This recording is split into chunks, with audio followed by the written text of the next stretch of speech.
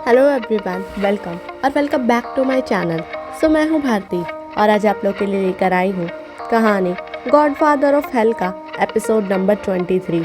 तो चलिए ज़्यादा बातें ना करते हुए हम कहानी के अगले भाग की तरफ बढ़ते हैं। निर्वाह को अपने पीछे इस तरह खड़ा देख नीरा कुछ पल तो बिल्कुल शांत हो गई, लेकिन आज उसे निर्वाह को अपने पीछे यूं खड़ा देख गुस्सा नहीं आया। वो निर्वाह के सामने जाकर खड़ी हुई, अपने हाथ आपस में बांधते हुए उसकी आंखों में देखते हुए वो कहने लगी, तुम्हें पता कैसे चल जाता है कि मैं कहाँ हूँ और तुम किसी भूत की तरह मेरे पीछे आ जाते हो? आज यहाँ क्यों आए हो? नीरा निर्वाह की आंखों में देखते ही समझ गई थी कि वो गुस्से में है, इसलिए उसने गलत शब्द का यूज नहीं किया। निर्वाह ने अपने कदम आगे बढ़ाए और निर्वाह ने उसे खींचकर अपने करीब किया और उसकी आंखों में देखते हुए कहने लगा, मेरी मोहब्बत पर किसी के हाथ लगे ये मुझे मंजूर नहीं। मैं तुम्हारे इंतज़ार में हूँ। मतलब ये नहीं कि कोई भी तुम्हें चोट पहुँचाए। मैं शांत हूँ क्योंकि तुम्हें खुद से अपने पास आता देखना चाहता हूँ, निर्वाह ने कहा और उसे छोड़ दिया। नीरा को फील हुआ कि उसकी कमर पर निर्वाह के हाथ आते ही उसकी चोट और दर्द दोनों ही गायब हो गए। उसे इस बात की बहुत हैरानी थी। एक मिनट, तुम्हें कैसे पता चला कि उसने मुझे धक्का दिया और मुझे चोट आई है? निर्वाह ने कोई जवाब नहीं दिया। वो उसकी तरफ पीठ करके खड़ा हुआ था। नीरा धीरे से उसके सामने आई और उसके चेहरे को देखते हुए कहने लगी, उस दिन मैंने तुम्हारी आंखों को लाल होते हुए देखा था, लाल रोशनी में चमकती हुई, जिस दिन तुमने मेरे साथ कार के पास गुस्सा किया था। और आज ये तुम्हारी उंगलियों का जादू। या तुम कोई जादूगर हो या तुम कोई वैम्पायर हो। कहीं तुम कोई भूत तो नहीं हो? कौन हो तुम? क्योंकि इंसान तो नहीं लगते, तुम्हारी हरकतें इंसानों जैसी नहीं है। और तुम्हें पता कैसे चल जाता है कि मैं कहाँ हूँ कहाँ नहीं और मुझे चोट लगी है? विनायक ने मेरे साथ बदतमीजी की, तुम्हें कैसे पता चला? तुम तो उस पल बाहर ही थे और मुझे हैरानी है कि तुम जिंदा कैसे हो। तुमने मेरी बंदूक की सारी गोलियां खा ली थी। निर्वाह अभी भी बिल्कुल शांत खड़ा था। उसे जवाब ना देता देख नीरा उसके सामने आई और उसने निर्वाह को दोनों बाहों से पकड़कर उसे हिलाते हुए कहा, अगर आज तुमने सच नहीं बताया तो तुम आइंदा से कभी मुझसे मिल नहीं सकते। नीरा की बात सुनकर निर्वाह अब वहां और पल नहीं रुकना चाहता था। उसने नाजुकता से नीरा के हाथ छुड़ाए और पार्किंग से निकल गया। नीरा बस उसे जाते हुए देखती रही। हे भगवान, ये क्या हो रहा है मेरे साथ? एक तो वो दुष्ट राक्षस और दूसरा ये मिस्टीरियस इंसान। लेकिन ये इंसान भी है या नहीं? पता नहीं कहाँ फंसा दिया भगवान मुझे तुमने। वो गुस्से से खुद से बड़बड़ाते हुए वहां से चली गई। घर पहुंचते ही नीरा ने रश्मि जी के सामने जाकर रोते हुए कहा, डू यू नो, मैं विनायक के पास उसके ऑफिस में गई थी। नीरा आगे कुछ बोलती उससे पहले ही उसकी मॉम ने न्यूज़पेपर टेबल पर हल्के से पटकते हुए गुस्से में खड़े होते हुए नीरा को देखते हुए कहा, नीरा, मुझे शर्म आती है तुम्हें अपनी बेटी कहते हुए।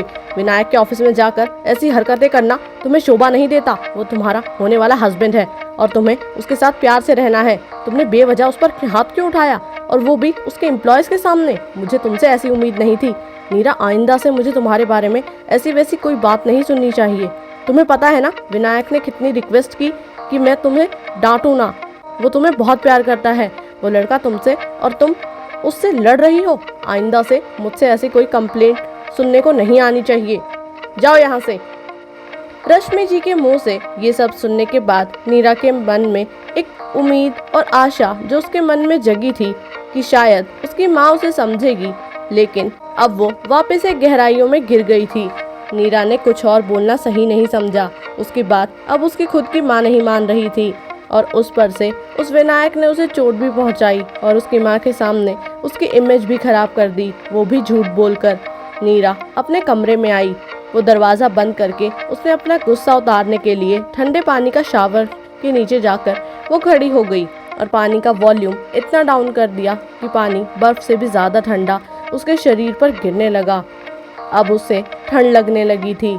नीरा कांपने लगी थी। नीरा आंखें बंद कर अपने गुस्से की आग में जल रही थी। लगभग 20 मिनट बाद ही वो खुद उस हद से ज़्यादा ठंडे पानी की वजह से बेहोश होकर वहीं ज़मीन पर बाथरूम में गिर गई।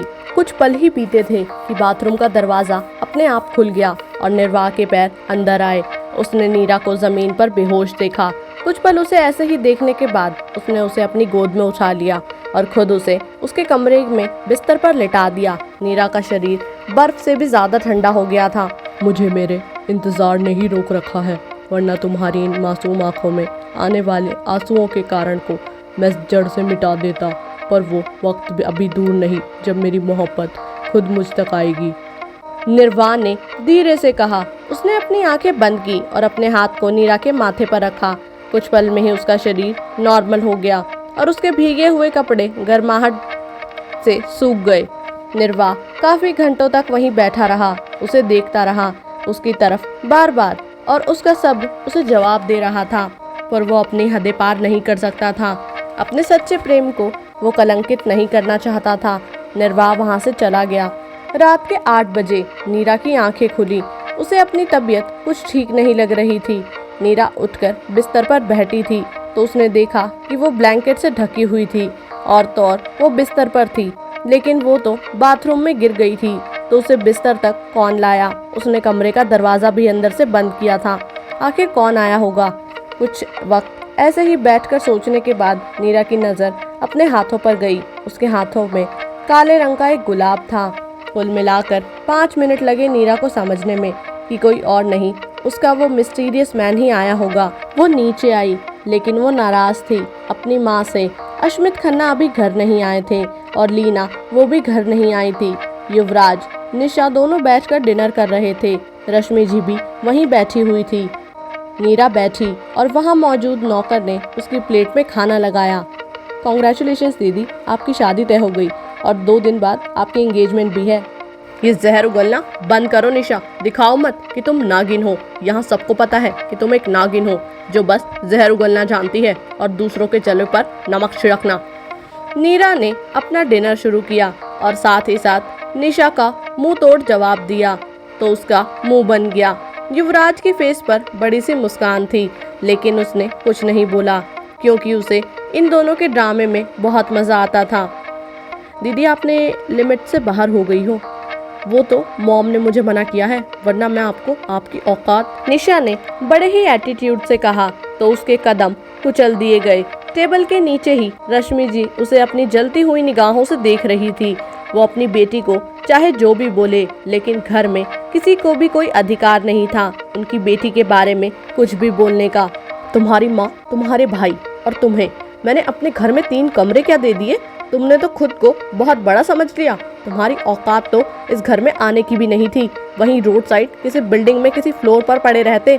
वो तो मैंने दया खाई तुम्हारी माँ पर, जिसे अपना पति बांट दिया, प्रॉपर्टी नहीं बांटी है। तो बेहतर है कि तुम अपनी औकात में रहो और मेरी बेटी को उसकी औकात दिखाने के लिए पहले तुम खुद की औकात होनी चाहिए, जो इस घर के नौकर के बराबर भी नहीं है। रश्मि जी के बोले गए शब्द निशा और युवराज दोनों को ही लाल मिर्च की तरह लग रहे थे। वहीं रश्मि के फेस पर ये सब बोलने के बाद तीखी मुस्कान थी और नीरा, उसे तो कोई घंटा फर्क नहीं पड़ रहा था। डैडी बिच, निशा ने गुस्से में कहा। उसने धीरे से कहा था, जो सिर्फ रश्मि जी ने सुना था। अपनी माँ को कह रही हो ना? क्या करूं? तुम्हारी माँ की असलियत तुम्हारे मुंह से सुन रही हूँ। निशा का मुंह बन गया। उसका मन हो रहा था कि इस सौतेली माँ को वो गोली मारकर यहीं टपका दे। उन दोनों का ड्रामा चलता रहा और नीरा डिनर करके वहां से उठकर तुरंत चली गई। वो भी सीढ़ियों तक ही पहुंची थी कि पीछे से रश्मि जी ने कहा, नीरा, कल सुबह डिजाइनर्स आ रहे हैं तुम्हारी एंगेजमेंट ड्रेस लेकर, तो कल सुबह कहीं नहीं जाओगी तुम, ठीक है? माँ की बात सुनकर नीरा ने पलट कर नहीं देखा और ना ही उन्हें कोई जवाब दिया। आज के लिए बस इतना ही। आगे इस कहानी में क्या होने वाला है जानने के लिए सुनते रहिए कहानी गॉडफादर ऑफ हेल, सिर्फ और सिर्फ मेरे यानी भारती के साथ। और आज का एपिसोड आप लोगों को कैसा लगा कमेंट करके ज़रूर बताइएगा। बाकी जब तक नेक्स्ट एपिसोड आता है तब तक के लिए बाय एंड टेक केयर।